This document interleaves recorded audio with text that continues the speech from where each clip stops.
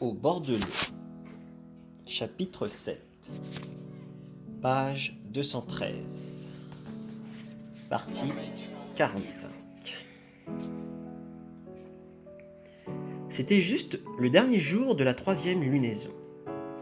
Et il faisait vraiment chaud. Ouf, quelle chaleur! Soupira Sagesse profonde. Et il fit placer des nattes de jonc pour les inviter à l'ombre d'un sophora vert dans le jardin. Puis il convia toute la bande des gueux à s'asseoir en cercle. Le vin fut servi à grande bolée, la viande coupée en belles tranches larges, et quand ils eurent mangé tout leur content, on passa des fruits avec de nouvelles rassades de vin. Une fois de plus, on but sec. À un moment, les gueux dirent: au cours de ces quelques jours, nous avons pu admirer la force du maître.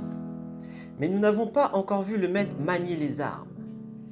S'il voulait bien nous faire une démonstration, ça nous ferait grand plaisir. Bien parlé, approuva le bonze, qui alla dans sa chambre chercher son bourdon fait d'un seul bloc de fer poli. Long, rappelons-le, de 5 pieds et pesant 72 livres. Quand les truands virent l'objet, ils eurent un frisson et se chuchotèrent entre eux: s'ils n'avaient pas dans les bras la force de 2 buffles d'eau, est-ce qu'ils pourraient remuer un poids pareil? Sagesse profonde commença par faire passer son bourdon d'une main dans l'autre, si vite qu'il fendait l'air en sifflant. Pourtant, tout son corps de pied en cap restait dans la même posture impeccable. Devant un tel prodige, toute la harpaille poussa des cris d'admiration. Le bonze était en train de faire des moulinets en y mettant toute son ardeur quand, de l'autre côté du mur, un officier qui le regardait s'exclama soudain: magnifique, en vérité. À ces mots, Sagesse profonde s'arrêta et leva les yeux. Derrière une brèche du mur, il vit un officier coiffé d'un turban de gaze bleu, sombre foncé, au coin, avec rang de perles aux tempes et 2 anneaux de jade blanc à l'occiput. Vêtu d'un pourpoint de guerre de fine toise verte à broderie de fleurs rondes, serré à la taille par une ceinture d'argent décorée de motifs d'écailles de tortue et de 2 queues de loutre, chaussé de bottes noires à bout relevé à la mode de la cour, tenant à la main un éventail du gilquan en papier plié. Quant à son air, des yeux ronds dans une tête de léopard, des moustaches de tigre et une gorge d'hirondelle, et une stature de 8 pieds. L'homme qui pouvait avoir 33 ou 34 ans dit alors: ce maître n'est assurément pas une personne ordinaire, et il manie les armes à merveille. Les gueux firent chorus. Pour que messire l'instructeur applaudisse, il faut vraiment que ce soit bien. Qui est cet officier? Demanda Sagesse profonde.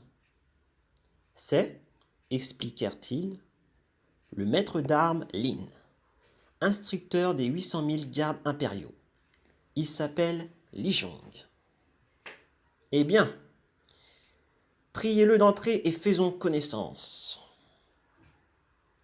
L'instructeur Li franchit d'un bond la brèche du mur et s'approcha.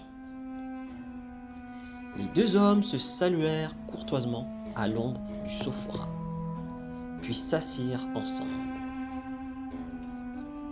Grand frère révérend, commença l'instructeur Lin, d'où venez-vous?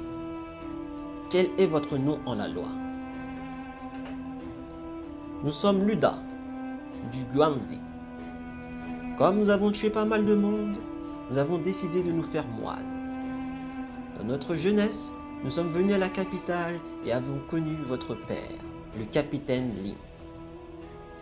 Lin Chong, enchanté, fit immédiatement de Liu Xingchen son grand frère juré. Note. Jing. Se lier de fraternité jurée. S'affrérer. Se jurer fraternité. C'était une coutume courante entre personnes ayant de la sympathie, des affinités, de l'affection l'une pour l'autre, ou autres gens ayant un idéal commun. Le plus âgé devient alors grand frère juré. Cette fraternité d'élection implique un dévouement absolu dans toutes les circonstances de la vie, même si le frère qu'on doit aider est dans son tort.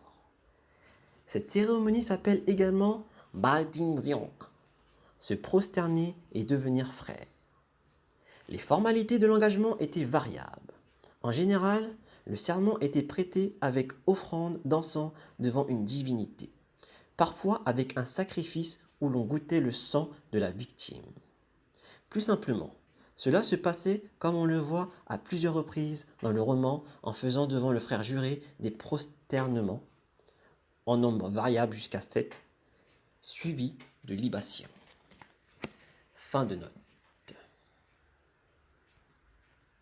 Li Chong, enchanté, fit immédiatement de Li Zizhen son grand frère juré. Instructeur, dit sagesse profonde, d'où vient que vous soyez ici aujourd'hui? Je venais juste avec mon lot d'épines. Ma femme m'a quitté d'un vœu et brûlé de l'encens au temple du mont sacré de l'Est, tout près d'ici. Je vous ai entendu manier les armes, et j'ai été tellement fasciné par le spectacle que j'ai dit à ma femme d'aller au temple avec sa servante Véloutine, et que je les attendrais ici pendant qu'elle ferait les offrandes d'encens. Je ne pensais pas avoir en ce jour la chance de vous rencontrer, grand frère. Nous venons nous-mêmes d'arriver Séant, où nous ne connaissons personne. Mais ces grands frères viennent chaque jour nous tenir compagnie. Maintenant que par surcroît l'instructeur veut bien avoir quelques considérations pour nous, et même devenir notre grand frère juré, alors tout va bien. Tout va même parfaitement. Il ordonna aussitôt au serviteur d'aller chercher un supplément de vin en l'honneur de Lin Chong. Il avait juste vidé les 3 coupes de l'amitié quand la servante Véloutine arriva, éperdue et la face croix-moisie. Par la brèche du mur, elle cria « Messire, ne restez pas comme ça sans rien faire. Notre maîtresse a eu un différend avec un homme dans le temple. » « Où cela ?» dit Lin Chong en sursautant. « Nous venions d'arriver au pavillon du Mont Sacré quand nous sommes tombés sur un voyou, un coureur de Gispon qui a empêché ma maîtresse de passer et n'a plus voulu le laisser tranquille. » Li Chong se leva en hâte et dit au bonze. « Grand frère, je reviendrai vous voir, avec votre permission. » Il le quitta, enjamba la brèche du mur et partit au pas de course avec Véloutine vers le temple. Il fit irruption au pavillon du Mont Sacré. Là, plusieurs individus tenant qui une arbalète, qui un appôt, qui une canne pour la chasse aux oiseaux, se pavanaient sur la balustrade, sur les marches de l'escalier.